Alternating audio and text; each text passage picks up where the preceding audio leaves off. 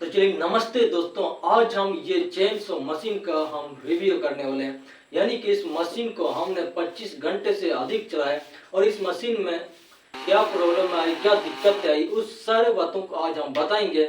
और इस मशीन में जब चलाते समय आपको कौन कौन सी बातें आपको ध्यान रखना है जिससे इस मशीन का लाइफ ज़्यादा हो।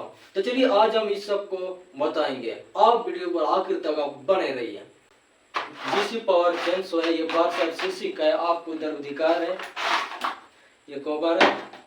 ये मशीन हमने काफी समय से ये चलाते आ रहे हैं। इसका बहुत सारा वीडियो ऑलरेडी चैनल पर है, प्लेलिस्ट में जाकर आप देख सकते हैं इस मशीन के बारे में।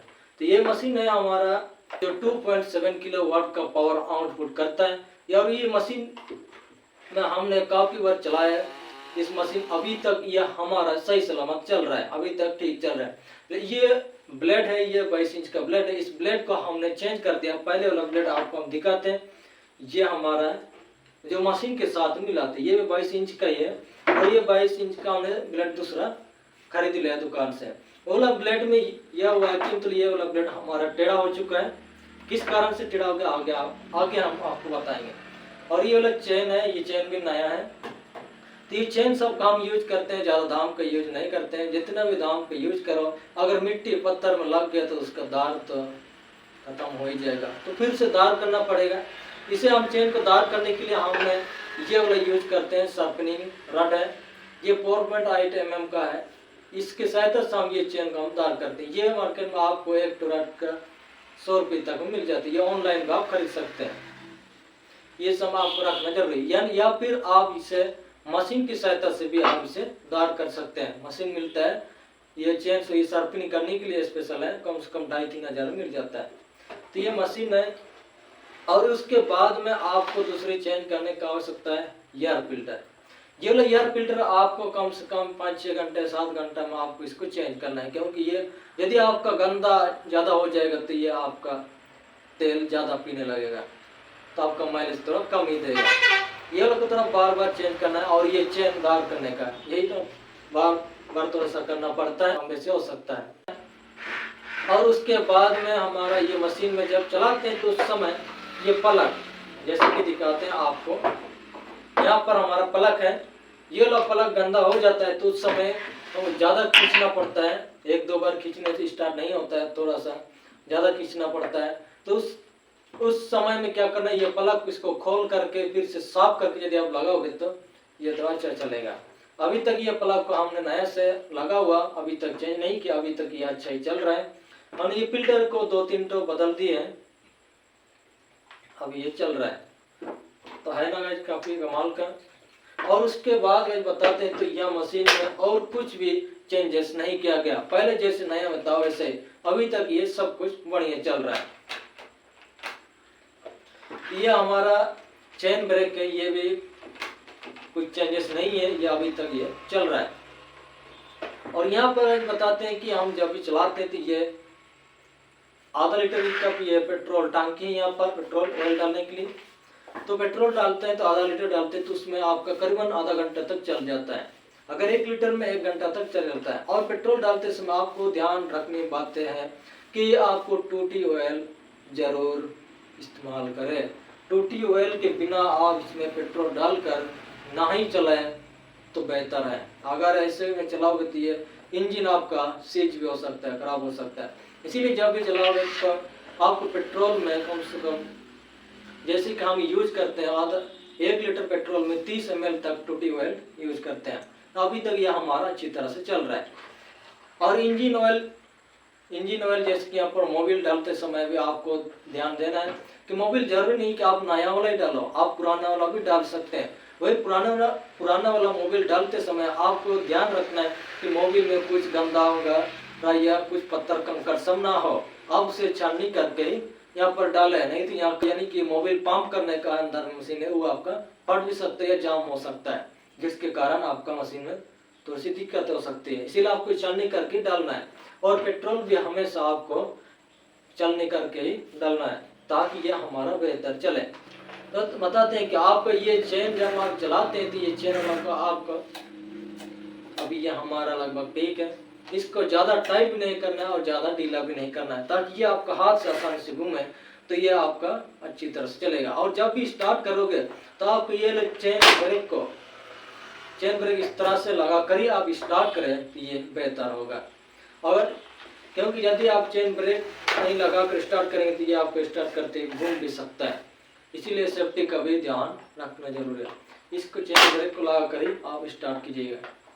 और ये इस मशीन में दूसरा प्रॉब्लम ये है कि ये मशीन हमारा जल्दी स्टार्ट होता नहीं है।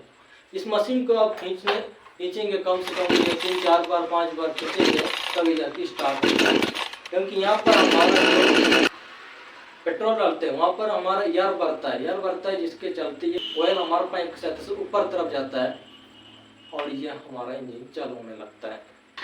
और चलाते समय आपको ध्यान रखना है कि आपको यदि इस मशीन में माइलेज बेहतर हो और कम से कम आपको थोड़ा एक बार पेट्रोल डालने के बाद आपको ये ज़्यादा चले, तो उसके लिए आपको करना है कि ये क्लच एक्सीलेटर को आपको फुल नहीं दबाना है, फुल नहीं दबा करके कम से कम आपको आधा दबाना है, ताकि ये आपका अच्छी तरह से चल सके।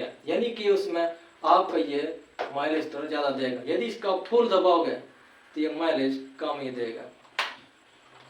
और ये पेड़ की सबसे कठिन होता है, यदि आप एक बार में पूरे बड़ा सा पेड़ काट रहे हैं, यानी कि जितना ये लंबा हमारा ये ब्लेड है उतना लंबा यानी कि उतना चौड़ा करके यदि आप इसे काट रहे हैं तो हो सकता है आपका आधा लीटर में आधा घंटा नहीं चल करके कम से कम 20 मिनट तक चल सकता है।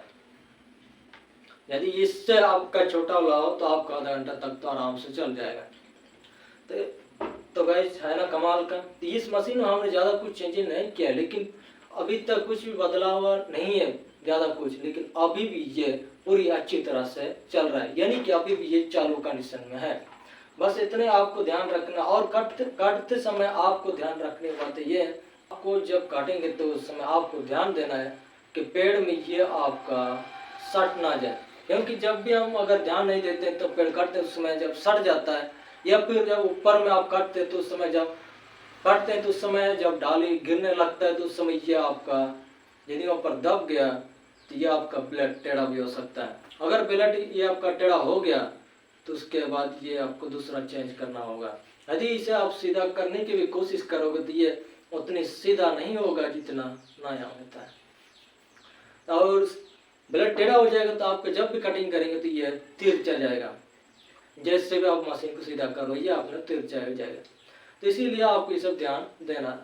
और ध्यान देने वाली बात यह है कि इस मशीन को आप जब भी चलाओगे तो ये मशीन आपका जब चलाते समय ज़्यादा ही गर्म हो जाएगा, ज़्यादा हीट हो जाएगा, तो ये मशीन को आपको रेस्ट करना है या ठंडा होने दो फिर से चलाना। यह आपका मशीन को बेहतर लाइफ के लिए, यानी कि आपका मशीन जबकि आधा घंटा तक आप चलाओगे तो उस समय थोड़ा सा इस मशीन को रेस्ट करना, उसके बाद फिर से चलाना। अगर ये आप जैसे आप बंद किया और फिर से आपने तेल डाला और फिर से चलाया तो ये मशीन पूरा गर्म हो जाएगा, जिसके चलते आपको ये मशीन का लाइफ कम होगा।